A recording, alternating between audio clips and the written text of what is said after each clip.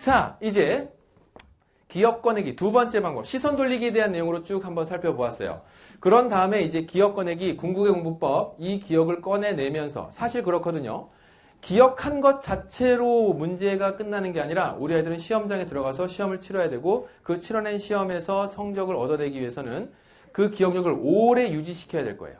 그래서 그 오래 유지시키는 좋은 방법으로 자꾸 새로운 어떤 내용들을 집어넣는 것에 의해서 알고 있는 것을 계속 집어넣는 거에 의해서 아이들은 기억력을 오래 가져가는 것이 아니라 이 기억을 꺼내는 것에 의해서 기억력을 오래 지속시킬 수 있어요.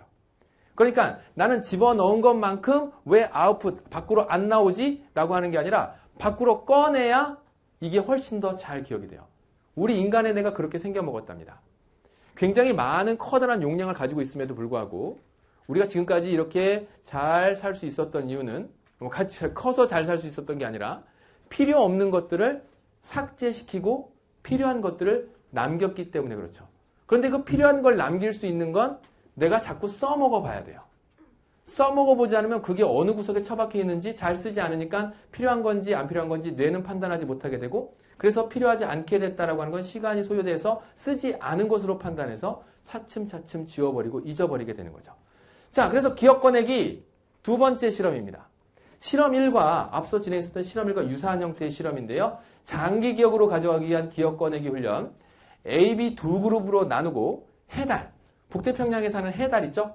우리 그 민물에 사는 수달처럼 그 조개 이렇게 깨먹고 배에다 얹어서 있는 해달, 그 해달에 관한 지문을 암기하게 시켰어요. 그리고 이렇게 생긴 해달, 귀엽게 생겼죠? 자, 이렇게 생긴 해달에 관련된 지문을 암기하게 하고 A그룹은 다시 공부를 시키고, 그러니까 지문을 읽고 다시 또 읽어서 공부시켰고, 그 다음에 B그룹은 예비 테스트를 실시했어요. 비슷한 형태의 실험입니다. 그런데 공부대 공부시험팀 그 결과를 다시 한번 더 조사를 해봤죠. 그랬더니 어떤 결과가 나왔냐면 다음과 같이 이런 결과가 나왔답니다. 짜잔. 5분 후에 테스트를 치렀을 때 그 결과는요.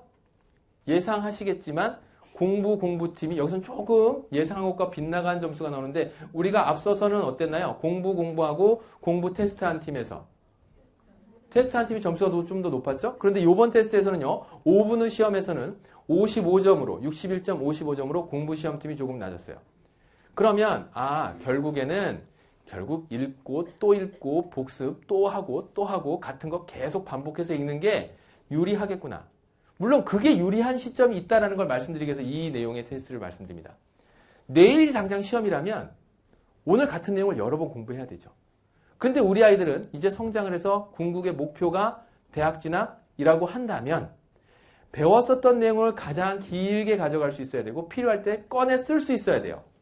그래서 이 실험은 5분 후에 테스트 본고를 가지고 끝나는 시험이 아니라 바로 다음과 같이 일주일 후에 학생에게 공개하지 않은 상태에 그렇게 첫 번째 테스트를 치른 일주일 뒤에 다시 한번 재테스트를 실시했습니다. 내용은 똑같이 그때 배웠었던 북태평양 해달에 관련된 과학 지문이고요. 그래서 그것을 얼마만큼 기억을 하나 살펴보았더니 공부팀이 일주일 뒤에 시험 봤을 때는 45점으로 뚝 떨어집니다. 우리 학생 때 기억하시죠? 오늘 당장 시험 보고 나서 내일은 잊어버려. 시험 보고 나오면 잊어버려. 싹 잊어버려. 잊어버리고 나서 다시 공부해. 그런데 지금 아이들이 공부할 내용은 절대 그렇지 않다라는 거예요. 수학에 있어서 덧셈이나 뺄셈 없이 수능 시험 볼 수 있지는 않아요. 그러니까 지금 배웠었던 내용은 언제 꺼내 쓰더라도 꺼내 쓰게 될 겁니다.